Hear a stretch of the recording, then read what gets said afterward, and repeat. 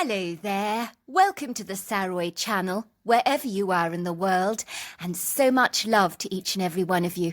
How are you doing? I do hope you're doing remarkably well. And go and get yourself that perfect effervescent drink, because I've got a sparkling story for you tonight. But before we get started, if you haven't listened to part 1, then go back to part 1. It's on the description, so just click it, because you want to hear the whole story, because it is a fabulous story, and it's really worth hearing. So this is a story about a young girl who grows up in an environment where all their dreams are crushed because the mother is so caught up in her meth addiction that it robs her of a life that she would so love to have had. But she can't have that life anymore because the drugs have taken over her life. And when she dies, the daughter goes off to live with the father, and she has a whole new life. And one of the dreams that she's been hoping will come true may just do so. So let's carry on with the rest of the story. "It's dark," he says to me. "Everyone's asleep. I'll take you up to your bedroom now." We quietly slip up the stairs. I enter a large, spacious bedroom. I slink into the crisp cotton Egyptian sheets that smell of lavender. And then before I know it, I've drifted off into a deep sleep. I'm not sure what time it is when I wake up, but sunlight is streaming through a slight open crack in the curtain. I sit up for a moment. I'm confused. Where am I? Then I remember the events of the last 24 hours. It seems so surreal. My mother is dead. I'm now staying in my father's house with his brand new family that I haven't even met. It's so overwhelming for me that my thoughts are blank, like an empty white page that hasn't been written on yet. I glance around the bedroom briefly. It is beautiful. I feel as if I'm staying in a grand hotel. My bedroom is fitted with sumptuous furnishings. There are long silky cream curtains that frame the window. My sheets and duvet cover are pristinely white, with a minty green trim. The walls are painted in a pale mint green colour, and there are interesting artworks on the walls, abstract pictures of cats done in gold, silvers and bright colours. I climb pensively out of my bed, shocked to see that the bedside clock on the table is registering 12. You've got to be kidding me. I've never slept this late before. But then I've never been through so much mayhem in the last 24 hours of my life before either. I glance down at myself, expecting to see my pyjamas, but I realise I'm still wearing my jeans. I walk over to the window to peer outside. I audibly gasp. I wasn't expecting this. My father's land looks like a supreme park. I can see viridescent grass everywhere, horses frolicking in a nearby field. I see clusters of trees and so much big blue sky. I hear a faint tapping at the door, and I look up to see a girl my age staring at me. Her ebullient demeanour is so warm and friendly, almost as if she's over the moon to see me. Nobody's ever like that to me before. Well, they haven't been in the past. "May I come in?" she whispers. "I've been champing at the bit to meet you all morning. I'm so excited. I have a sister, and you're the same age as me. Isn't it so brilliant? I'm 16 also," she tells me. "I'm so glad you've come to live with us. So is my brother. We can be like the 3 musketeers together. My dad says we'll be taking you shopping to buy you a brand new wardrobe. Isn't that brill? I'll help you pick up some incredible clothes. Do you know I know the best boutique? The clothes there, oh my word, they are so gorgeous. They're to die for.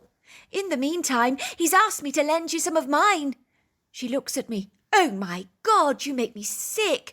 You're so skinny. You lucky bugger. How do you manage to be so tiny?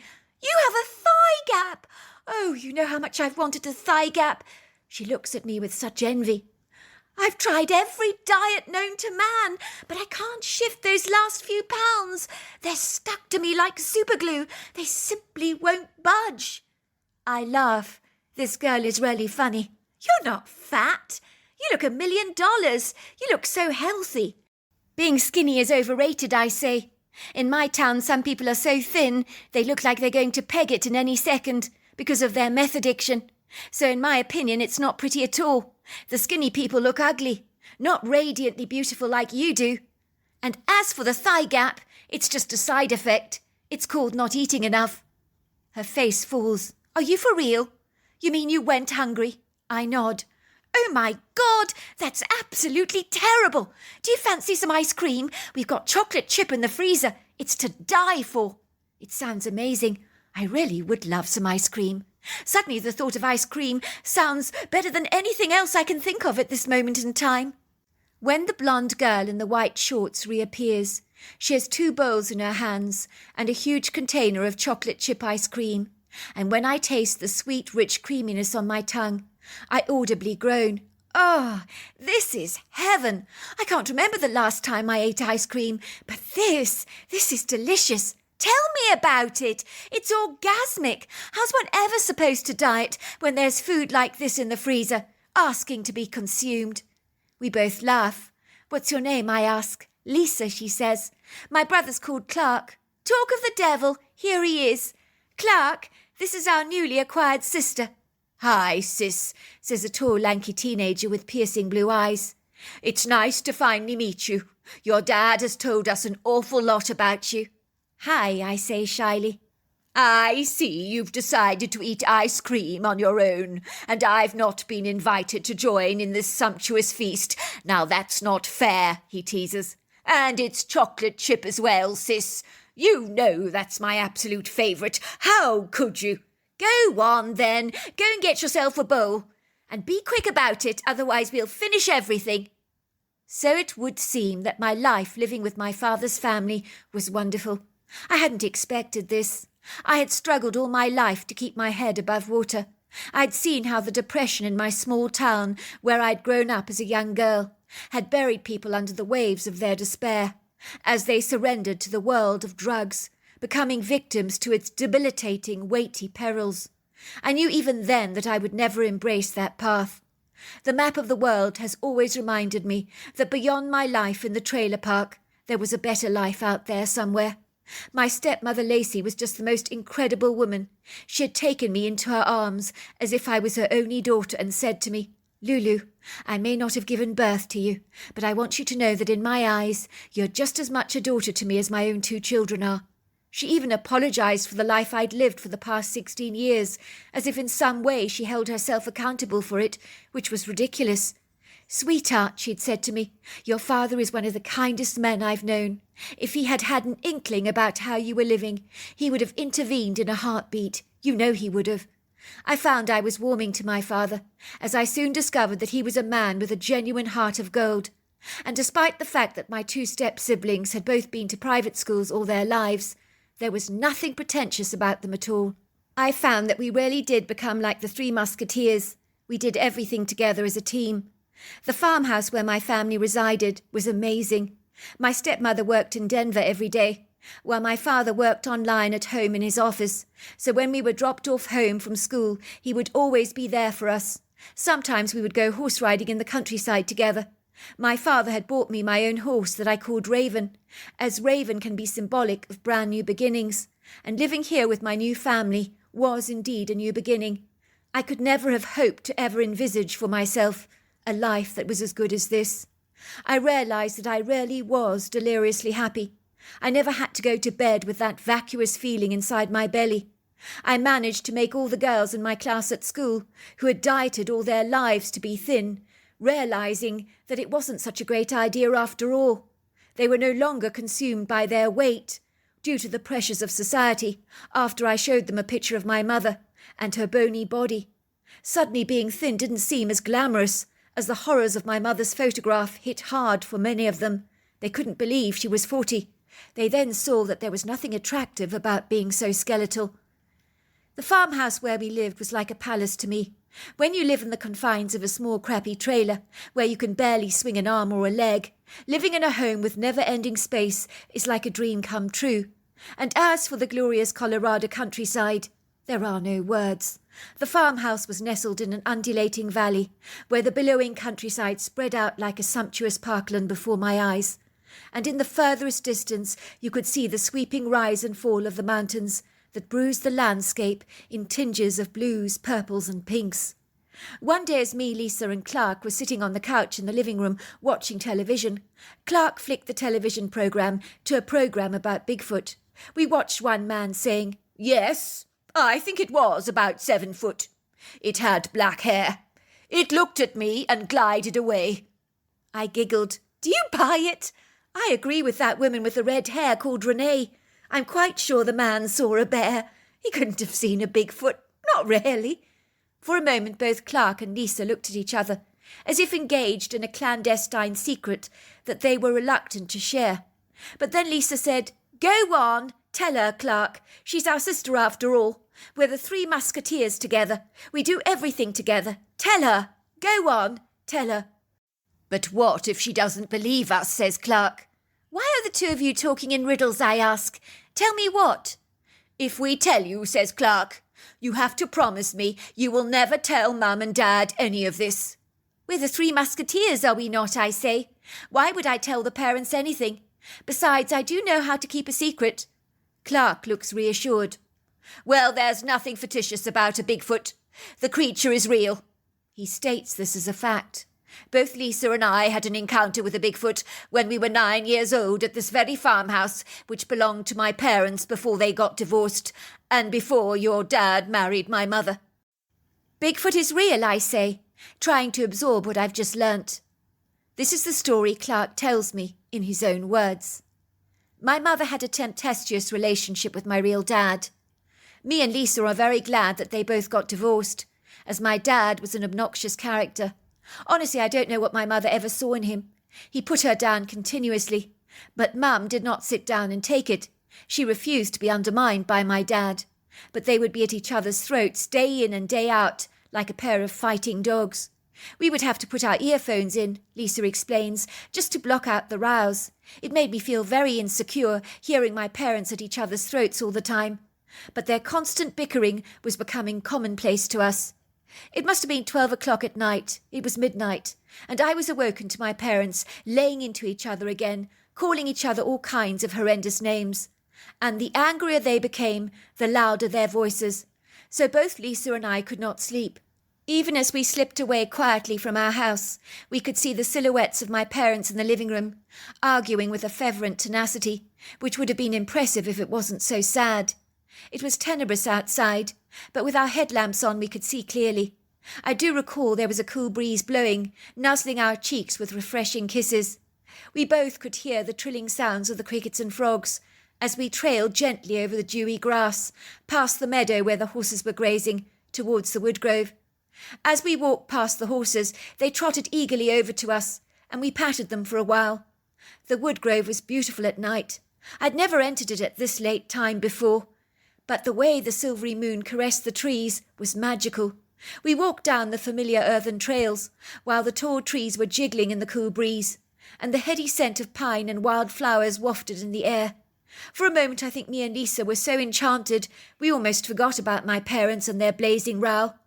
At one point we saw a long line of bright yellow eyes low on the ground, meandering towards us. We realised there were over 20 raccoons together in one large group, but when they saw us they scampered past us quickly. We also saw this huge owl, perched on a tree branch, who seemed undaunted and unfazed by our presence. I think we must have watched him for well over 10 minutes, and as outlandish and incredulous as it may sound, I think he was thoroughly enjoying our attention. He serenaded us with some lengthy hoots and stared at us through these large, round, yellow eyes. I remember thinking, why the heck hadn't we done this before? It was so exhilarating here in the woodgrove.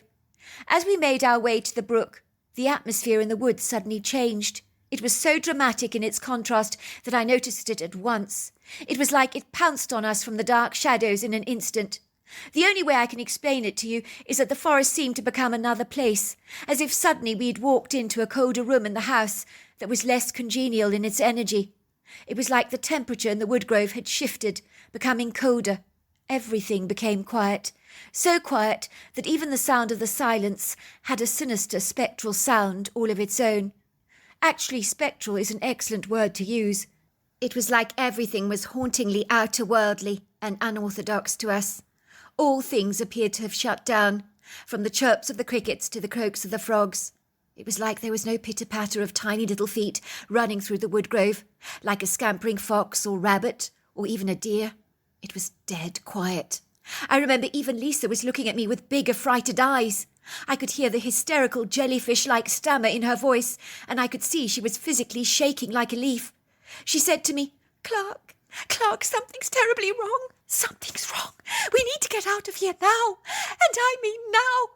It was in that moment I knew something was staring at us. You can sense when someone is eyeballing you. But this was so much worse than that.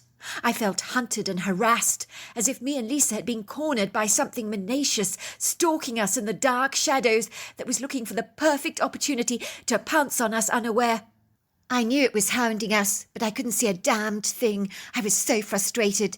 I could hear Lisa breathing fast, and I could sense she wanted to run, but I knew if we were being pursued by a predator, running away was almost certainly asking for trouble. "Turn around," I whispered to Lisa. "Turn around, walk away slowly. Whatever you do, don't feel fear." "What do you mean, don't feel fear?" whispered Lisa. "I'm bloody wetting myself. I'm terrified." "Think of something else," I said. "Focus on something you like. If there's a predator out there, it'll sense our fear." It was all very well to tell Lisa not to think about her own fear, as I couldn't even listen to my own advice, as I was absolutely petrified. I had this ominous, nefarious feeling that hung over me like a gloomy, dark blanket, that tonight we weren't going to leave this forest alive. This inauspicious, bodeful feeling overwhelmed me like a premonition of note that I couldn't vanquish from my mind, no matter how hard I tried. As we were walking away, we could hear feet padding behind us, as forest debris was being crunched. When we stopped and looked around nervously, the footsteps also appeared to stop. The next thing I know is that Lisa lets out this shrill, discomposing scream. A huge creature flounces on her. It happened so fast. 1 minute we were being tracked. The next minute, barging through the undergrowth like a steam train on full throttle, is this tall, lanky, bipedal, pugnacious-looking creature. The light of my head torch, complemented by my sister's headlamp, lit up the critter's angular, pernicious features that enabled me to see this portentous creature more clearly. He was holding both my sister's arms behind her back very tightly, and perversely sniffing her neck, like we might smell a rose, almost as if he was savouring in her body smell, delighting in it. For a minute my whole body froze up in terror. It was as if every single cell in my entire body became as solid as ice. I couldn't move a single muscle.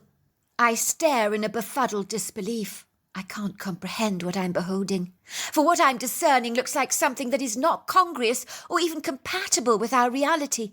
The 7-foot-tall creature easily weighs over 400 pounds, looking like a human werewolf. It's covered with long black hair, darker than the night.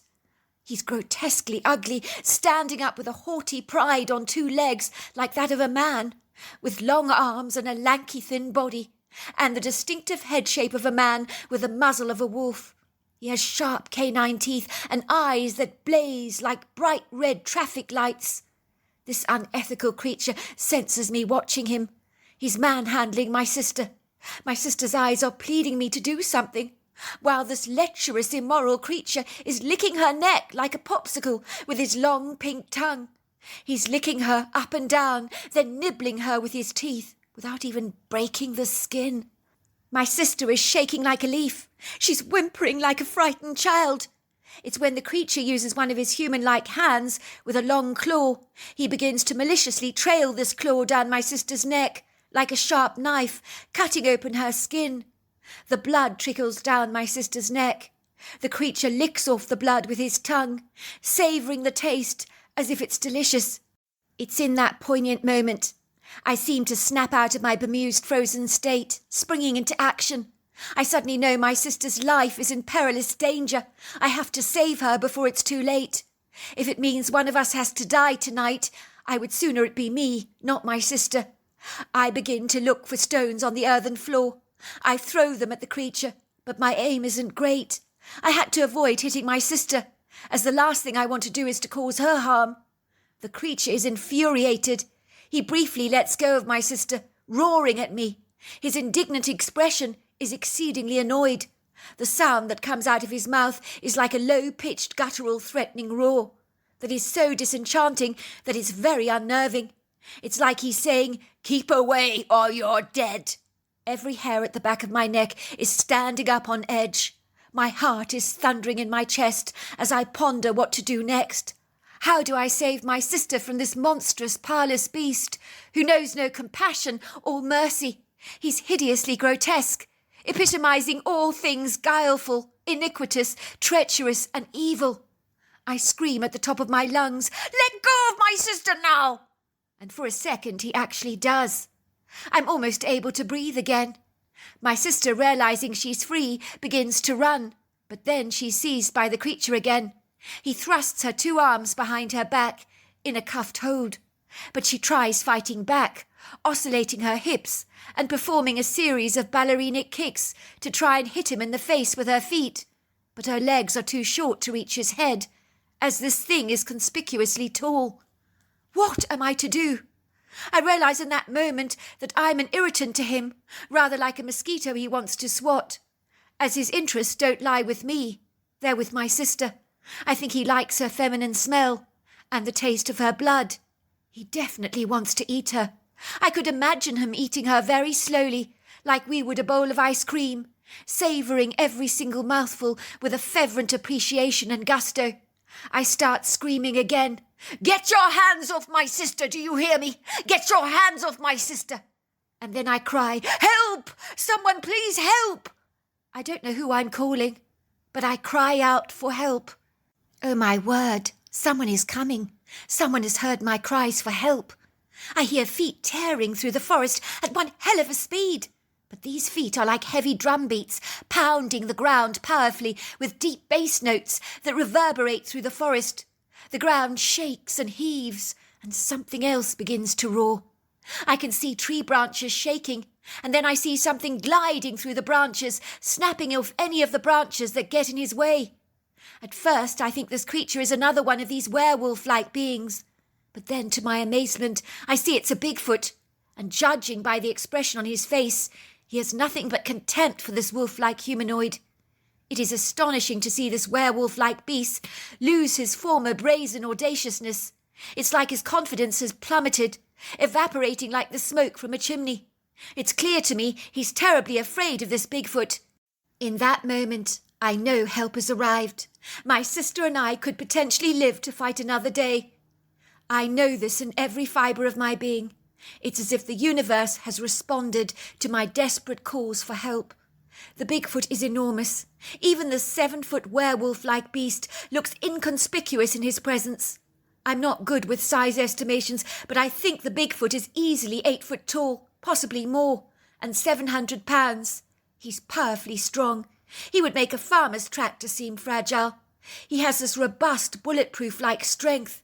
He's lofty, majestic, mighty, with a stature heavily defined with the kind of muscle that a man would labour to attain arduously with lengthy sessions at the gym.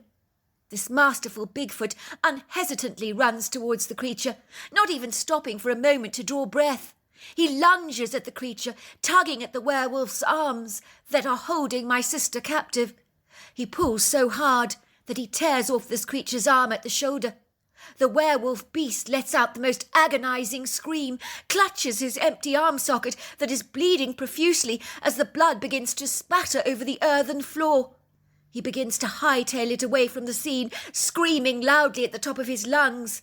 His fate uncertain. Once he's gone, it's just me, Lisa, and the Bigfoot, all on our own together. Lisa runs into the Bigfoot's arms boldly. She begins to sob on his chest. She's crying so hard, she wets his hair. The Bigfoot squats on his legs and finally sits on the forest floor, cradling my sister gently in his arms.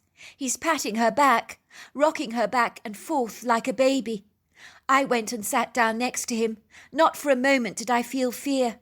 In truth, next to that Bigfoot, I felt safer than I've ever felt in my entire life. If you hear Bigfoot reports, you often hear how terrifying these creatures are. Yes, they're intimidating and huge, but you should have seen this Bigfoot's eyes. He pauses for a moment. They were beautiful. Lisa intervenes for a moment. Never seen eyes like that, she explains to me. The kindest eyes I've ever seen. Eyes that are like deep pools of liquid love. Even now I look on that Bigfoot as like an angel sent by God. "It's a funny thing," says Clark, "but I agree with Lisa. That Bigfoot was like an angel. Who is to say that all angels have halos and wings? Some might just come covered in hair." I know if he hadn't rescued me, Lisa continues, from that werewolf-like human being. I would be dead now. I don't doubt that for a second. She turns to me. So even rich kids like us, Lulu, we're not immune to some of life's horrors. That Bigfoot led us straight out of the forest back home. He waited for us to get into the house safely, and then he glided away. 3 days later we discovered the deceased armless body of the werewolf-like beast lying on the edge of the forest. He was being eaten by maggots and covered with flies, but not even a single wild animal had eaten his flesh. The next morning my parents call us into the living room together for the first time in ages. They're actually being civil to each other. My mother is sitting on one leather couch, my father on the other couch opposite her.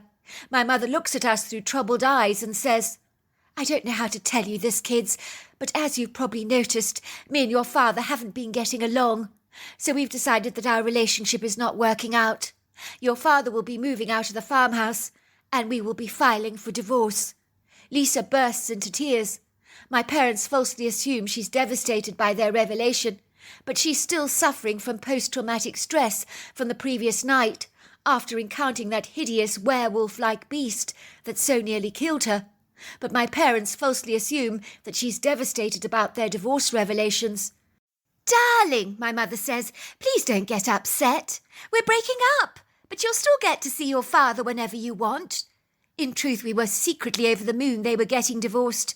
They thought they were doing us a favour staying together for so long. But a house filled with discord is not a life of peace and tranquillity. What an incredible story, I say. Do you think the Bigfoot is still out there in your wood grove? Clark shrugs his shoulders. "I don't know. I'd like to think so. But me and Lisa have been in that wood grove hundreds of times since then, looking for him. Let's just say we've seen no sight or sound of him again." I must admit the story my two siblings has revealed to me is absolutely incredible. I very much envy their encounter that they had with the Bigfoot, and never for a moment believed I'd have an encounter all of my own with the very same creature. But then stranger things have happened. It all began one day when Sheriff Cox arrived at my parents' front door. He had driven 3 hours from our hometown to see me and to drop off my mother's remains that he presented me in a silver urn. It was hard to even begin to fathom that my mother's remains were all in this silver container, and yet even after all this time I felt nothing. My life was so much better without my mother. I never had to return home from school or a shift at Wendy's wondering if I'd find her dead. I didn't have to wear the same clothes day after day, or go to bed at night with a stomach so hungry it would wake me up in the middle of the night with its incessant growling. "Do please come in, Sheriff Cox," said my father. "You need not have come all this way to drop off Lulu's mother's ashes. I would have gladly picked them up myself from the crematorium." "No, it's no trouble," Sheriff Cox assures my parents. "I wanted to check up on Lulu to see how she's doing anyway." "Hello, Sheriff Cox," I say shyly, while he hands me the urn. "This is your mother. I thought you might want to throw her ashes somewhere very pretty. And judging by the looks of this place, you won't be short of many options. You've landed in the clover, Lulu, moving in with your father. I'm so very glad for you," he reflects. "I'd hate to see you go down the same dreadful path as your mother. It's a travesty in our town how many people have ended up addicted to meth. I knew Lulu's mother very well before she got addicted to the stuff," he tells my parents. "Believe it or not, she was a very attractive woman at one stage, turned heads wherever she went. I even went out with her for a while, Lulu, when you were 6 years old. But I'm sure you have no memory of that. You were very young at the time." "You dated my mother?" I asked, looking aghast. "I had no idea, Sheriff Cox." The sheriff nods. "I was very fond of your mother, but it was her addiction to alcohol that tore our relationship apart. It was when you were 9, I think, that she started shooting up with meth. I did try to stop her, but it was no use. And within months your mother's looks just flew out of the window like a bird on the wind. It was that fast. Meth kills your physical appearance, your health, and then finally your soul. I've seen it happen over and over again in our hometown, and it's not pretty, but it's hard on me. When a woman I cared about goes to seed, it's not easy to watch." "I have a present for you, Lulu," says the sheriff, handing me a parcel. I opened it hurriedly, and to my amazement, it's a dream catcher. "How do you know I wanted a dream catcher?" I asked the sheriff, looking befuddled. "Well, your mother had a dream catcher, Lulu, but it abandoned her dreams. I was hoping that this one would catch yours for you, so that you can reach for the stars. I know she'd want you to." Once the sheriff was gone, I hung the dream catcher on my bedroom window and made a wish. "I want to encounter the benevolent Bigfoot my siblings encountered," I whisper as I hang it on the window, never even imagining for a fleeting moment that this dream catcher might have grabbed my wish in its feathery net. One day in early spring, when there were tulips and daffodils growing in large clusters on the edge of the woodgrove, while the prairie fire crab apples and serviceberry trees were fully in blossom, I decided that this was the day to throw out my mother's ashes that had been on the mantel for quite some time. But spring would be the perfect time of the year to unleash them in the air. Somehow it had never felt right to throw them out in the cold winter months. I had the silvery urn in my hand, and although my 2 siblings were desirous to accompany me, I put my foot down. I knew this was a job I needed to do alone. It was my moment to say my goodbyes to my mother. The woodgrove looked magnificent on the spring morning, full of narrow-leaf cottonwoods, junipers, lodgepole pines and Engelmann spruce trees. It was such a magnificent spring day.